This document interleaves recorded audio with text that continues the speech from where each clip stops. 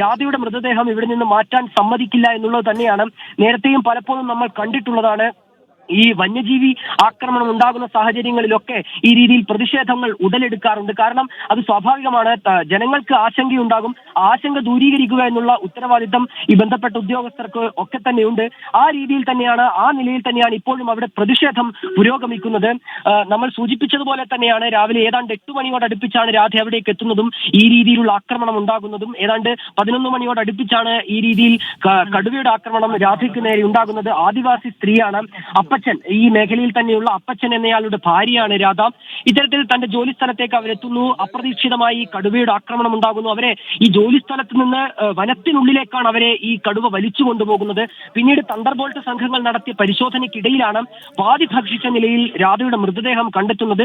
അങ്ങനെ ഈ വിവരം പുറത്തറിയിക്കുകയായിരുന്നു, പുറത്ത് നാട്ടുകാർ അറിയുകയായിരുന്നു. നാട്ടുകാർ വനം വകുപ്പ് ഉദ്യോഗസ്ഥരെ വിവരം അറിയിക്കുന്നു. വനം വകുപ്പ് ഉദ്യോഗസ്ഥർ ഉൾപ്പെടെയുള്ളവർ ആ മേഖലയിലേക്ക് എത്തുകയും ചെയ്യുന്നു.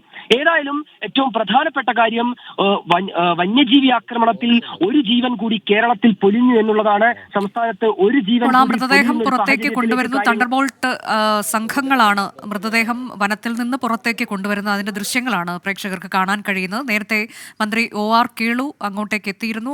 അപ്പോൾ നാട്ടുകാർ അവരുടെ പ്രതിഷേധം അറിയിച്ചിരുന്നു.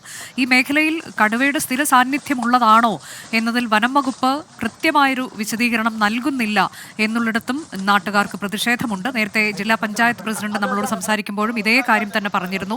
1 വർഷം മുൻപ് അവിടെ ആക്രമണം ഉണ്ടായതാണ്, പക്ഷെ പിന്നീട് ആ തരത്തിലേക്കൊന്നും കേട്ടിട്ടില്ല എന്നാണ് പറയുന്നത്. അങ്ങനെ കടുവയുടെ സ്ഥിര സാന്നിധ്യമുള്ള ഇടമാണോ എന്നുള്ളത് വനം വകുപ്പ് ആ തരത്തിൽ സ്ഥിരീകരണം നൽകിയിട്ടില്ല. ഇപ്പോൾ ഒരു ജീവനാണ് നഷ്ടമായിരിക്കുന്നത്. അവിടെ ജോലി ചെയ്യാൻ പോയ സ്ത്രീയാണ്. കാപ്പിത്തോട്ടത്തിൽ കാപ്പി പറിക്കാൻ പോയ സ്ത്രീക്ക് ജീവൻ നഷ്ടമായി.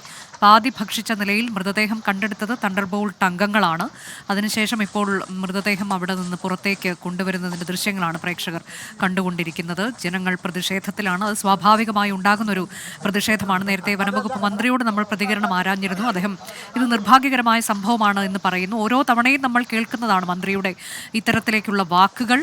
ഓരോ സംഭവം ഉണ്ടായി കഴിയുമ്പോൾ അദ്ദേഹം പ്രതികരിക്കുന്നു. എന്നാൽ ഇത്തരം മേഖലകളിലൊക്കെ എന്താണ് വനംവകുപ്പ് എപ്പോഴും സ്വീകരിക്കുന്ന നടപടികൾ എന്നുള്ളതിലാണ് വലിയ സംശയമുള്ളത്. പലയിടങ്ങളിൽ നിന്ന് ഇത്തരം ആക്രമണങ്ങളുടെയും മരണത്തിന്റെയും വാർത്തകൾ ദിനം പ്രതി എന്നോണം നമ്മൾ പുറത്തു കൊണ്ടുവരേണ്ടുന്ന ഏറ്റവും ദൗർഭാഗ്യകരമായ ഒരു അവസ്ഥാവിശേഷം നിലവിലുണ്ട് എന്നുള്ളതാണ്.